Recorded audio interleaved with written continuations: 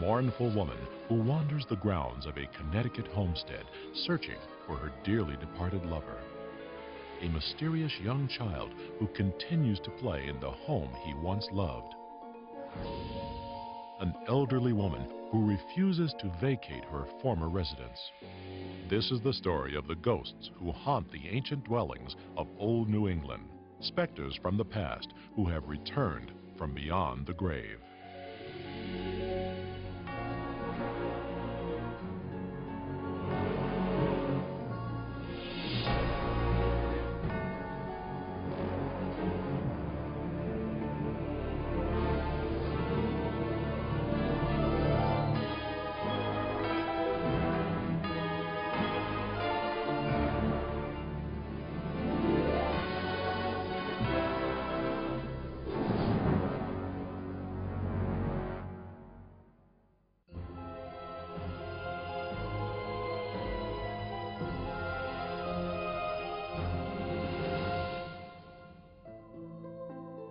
New England's first settlers came to the New World not in search of land or material wealth, but religious freedom.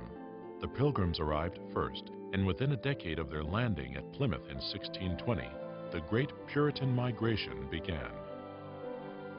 Between 1629 and 1642, more than 15,000 men, women, and children sailed for the New World. Many of them settled in New England. These people were not only religious, but highly industrious. They built dozens of communities and lived off the land.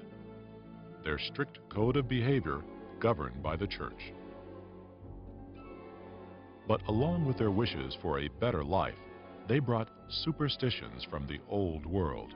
Among them, a profound fear of witches, warlocks, and things that go bump in the night. These elements have left behind psychic scars that can be felt by anyone visiting the area. A sense of history is most manifest in the New England area, and this history isn't always a pleasant one.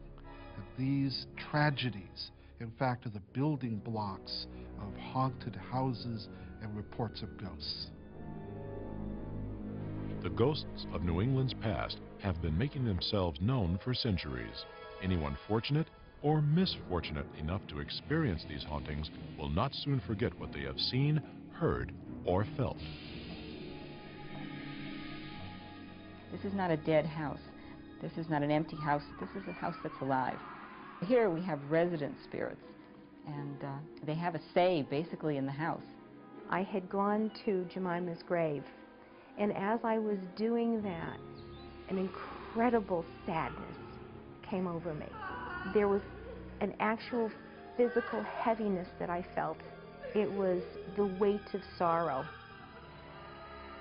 And I had the most unbelievable urge to pick my head up and look through the doorway. And I kept fighting with myself for a few moments. Look, don't look, look, you have to look. And I was very, very afraid, but I forced myself to do it.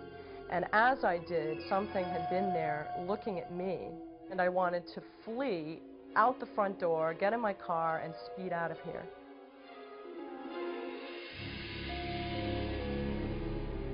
More than memories haunt these walls in the New England hamlet of Tolland. Those who visit what some call the state's most occupied, unoccupied building have come away reporting sights and sounds that cannot be easily explained.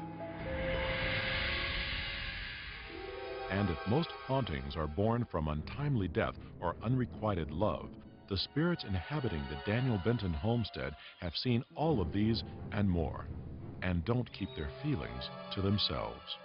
Gail White has been the director of the homestead, now run as a museum, for 8 years. There are times when I do walk in the house and I feel that I'm intruding. It's about the best way to describe it. And I don't have to come very far into the house just to get that sense that this is not a good time to be here. In fact, visitors often report feeling sadness and oppression, rather than fear, emanating from these walls. These feelings can be traced to the mournful history of two young lovers, Elijah Benton and Jemima Barrows. It was 1775. and a young America was fighting for its very life. The call to arms had gone out and was heard in the small farming community of Tallland. Two lovers facing a very uncertain future must say goodbye as Elijah Benton prepares, along with his brothers, to go off to war. But it seemed things had never been easy for the couple. Elijah is Daniel Benton's grandson. Daniel was the builder of the house. And the family didn't approve of the match at all, didn't approve of the relationship. More than likely that's because they were from two different stations in life. Jemima is a cabinet maker's daughter. And in the 18th century, you didn't really mix outside your class. Nevertheless, Elijah, age 28, had already declared his love for 16-year-old Jemima. Before leaving, he vows a last promise, to return no matter what, and on his return, to marry. It is a promise that will echo through time. Elijah went off to a war with his brothers to answer the Lexington Alarm in 1775. And they were, all three of them, captured during one of the battles in '76, put on prison ships in Long Island Sound. Prison ships in the Revolutionary War were comparable to the German concentration camps. They housed hundreds of men in absolutely horrendous conditions. No sanitation. They were overcrowded, very little food. There was disease rampant everywhere. Men died on a daily basis. In fact, one day the news arrived to Grandfather Benton. Elijah's brothers have died of smallpox on such a ship. But of Elijah himself, there is no news. Grandfather Benton will die a few months later without ever learning the fate of his favorite grandson. As the weeks turn to months, there is still no word. Then, one cold January day comes news. Elijah is alive, barely 20 miles away, stricken with smallpox on the same prison ship where his brothers had died. It is the best and worst news the family can possibly get. Here's one son who has survived, but that's followed quickly by absolute panic and terror because smallpox is a deadly disease. It was a very high mortality rate. The disease itself was devastating in terms of how it ravaged your body. When they saw him, when he came through the door, and they set eyes on him for the first time, that they were devastated by the degree, the advancement of the disease. And to see him in that condition and to look at him and probably know that he was not going to survive would have struck them to their very core. The news of Elijah's return spreads quickly. Jemima rushes to the home to see him, not knowing what she will find. The house itself would have been under quarantine, so the parents' first reaction would be just to tell her no, she couldn't come in, she wouldn't be allowed in. But Jemima will not be denied. What she finds inside is overwhelming, yet knowing the deadly consequences, she asks to care for him. In doing so, she has freed them from making the deadly choice while sealing her own fate. At that time, smallpox was claiming 4 out of 10 victims, but the chances were close enough to 50-50 that she really was taking a chance with her own life. I think she was unique.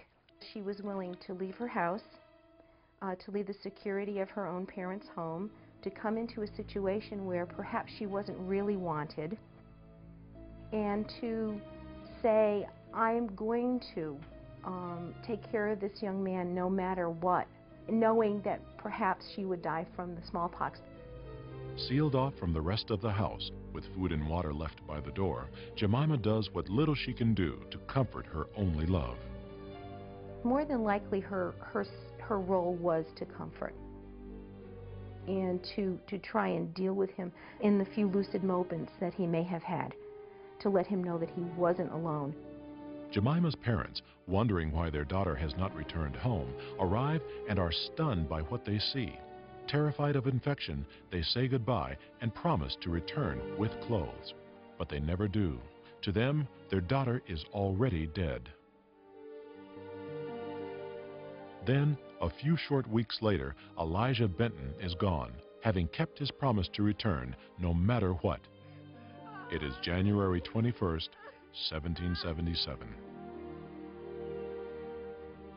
With Elijah gone and knowing the pain that she too will endure, all Jemima can do is wait, thanking God for Elijah's final release from pain she begins to pray for her own and of the time she can rejoin her love. She probably didn't come down with the disease right away. She was infected with it more than likely in his last days. While Jemima was sick, she would have been put into the kitchen bedroom again for care. Probably not the same kind of care that she gave Elijah. In the end, Jemima's death was a lonely one, for where Elijah had her, she had no one. On February 28th, a month after Elijah Benton died, so too did Jemima Barrows, but not even in death would her dreams be realized. They buried them against the stone walls, and they're separated by about 40 feet. It would have been proper to bury them side by side. They weren't married. And people say that the spirit of Jemima is still present in this house on these grounds, searching for Elijah. I didn't know very much about the house except for some skeletal history, some of the occupants, and I was told of the legends of Jemima Barrows and Elisha Benton, but there were no real details that I was given about events or eerie happenings in the homestead, so I really had nothing to go on. In 1989, Stephanie Speziali was given an unusual college writing assignment: spend the night in the Benton homestead and report what took place. She asked a friend to join her. There were a lot of events in the house that took place that had happened repeatedly. All of those events were very unnerving. We heard voices, conversations going on, definitely of men. From the basement, I did check the basement, there wasn't anything there. Stephanie wondered what she would find on the second floor. I went up the stairs a little bit after the time I actually arrived here. We had not, in the original tour of the house earlier that day, explored upstairs. And went all the way down to the end of the hall where the last room was and opened the door and stepped in. It became very, very cold, and there was a definite pressure change that I could sense all over my body from head to toe. And I started to feel as though I was suffocating. And I had never experienced that kind of a sensation before. So I stepped out of the room and I shut the door and immediately returned downstairs. I felt very unnerved by the experience. It was very unfamiliar to me, and I felt as though there may be something else there except for me. As the evening progressed, Stephanie encountered even more ghostly occurrences.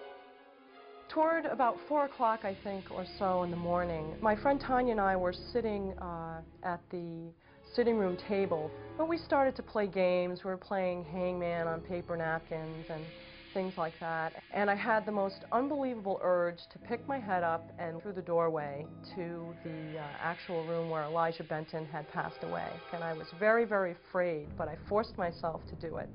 And as I did, something had been there looking at me. So I bolted from the chair with the flashlight to basically find it. And unfortunately, it disappeared before me, and I never got a chance to really encounter exactly what I was hoping for, I guess. Sometimes the spirits are less shy. Several years ago, before the homestead was turned into a museum, the owner rented it out to a local couple.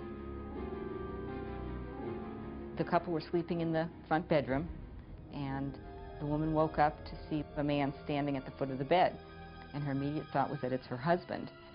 And the next thing is that the woman felt a hand over her mouth, and she reached to push it away, and then it just evaporated, and she looked over, and her husband was sound asleep in the bed beside her, so it wasn't him.